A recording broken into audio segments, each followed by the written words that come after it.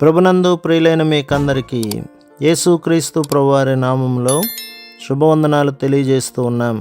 దైవజనులు బ్రదర్ భక్త సింగ్ గారి పరిచర్యలో నుండి దైవ మర్మములు. అక్టోబర్ 7. యెహోవా, నీవు లేచి నీ దేశము నుండి, నీ బంధువుల యొద్ద నుండి, నీ తండ్రి ఇంటి నుండి బయలుదేరి నేను నీకు చూపించు దేశమునకు వెళ్ళుము. ఆదికాండం 12వ అధ్యాయం 1.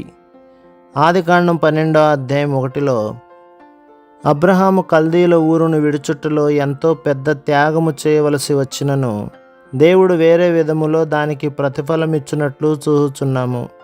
ఎక్కువగా పశువులు ధనము పొందుటకతడు సొదొమ గొమొర్రాలకు పోవలసిన అవసరము లేకపోయెను. దేవుడు తన స్వంత విధానముల అతని అక్కర తీర్చుచుండెను. మన అక్కర తీర్చుటకు దేవుడు తన స్వంత మార్గమును కలిగి ఉన్నాడు.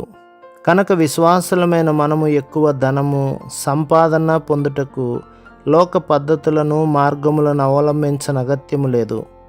లోతు అతనిని విడిచిపోయిన పిమ్మట దేవుడు అబ్రహామునకు ప్రత్యక్షమైనట్లు 13వ అధ్యాయము 14వ వచనములో చెప్పబడినది.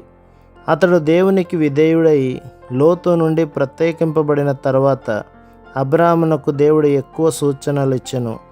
ఆయన అతనితో నిట్లు చెప్పెను, ఇదిగో నీ కన్నులెత్తి నీవు ఉన్న చోట నుండి ఉత్తరపు తట్టు, దక్షిణపు తట్టు, తూర్పు తట్టు, పడమర తట్టును చూడుము. ఎందుకనగా నీవు చూచుచున్న ఈ దేశమంతటిని నీకును నీ సంతానమునకును సదాకాలము ఇచ్చెదను. 14-15 వచనములు. దేవుడు అబ్రహామునకు అతని సంతానమునకు ఎట్టి స్వాస్థ్యమును ఇవ్వగోరియుండెనో అధికముగా అతనికి చూపించుచుండెను.